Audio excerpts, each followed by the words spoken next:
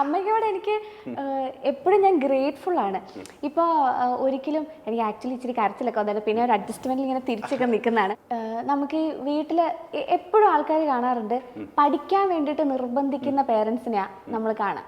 എൻ്റെ വീട്ടിൽ എന്നോട് ഞാനായിരുന്നു പഠിക്കണമെന്ന് പറഞ്ഞുകൊണ്ട് ആ വഴിക്ക് പൊക്കോട്ടെ. എക്സാക്ട്ലി. അമ്മ പറയുന്നത് നീ പഠിക്കണ്ട, നീ പാടിയാ മതി, ഇങ്ങനെയായിരുന്നു അമ്മ. പക്ഷെ അന്നൊന്നും എനിക്കതിന്റെ ഒരു വില മനസ്സിലായിട്ടില്ല. പക്ഷെ ഇപ്പൊ ഇവിടെ ഒന്ന് ചിന്തിക്കുമ്പോൾ സോ ഗ്രേറ്റ്ഫുൾ. വേണമെങ്കിൽ ടിഷ്യൂ എടുത്ത് വെച്ചോ, റെഡി. അമ്മേനെ ഞാൻ കുറെ പാടൊക്കെ പെടുത്തിയിട്ടുണ്ട്. പക്ഷെ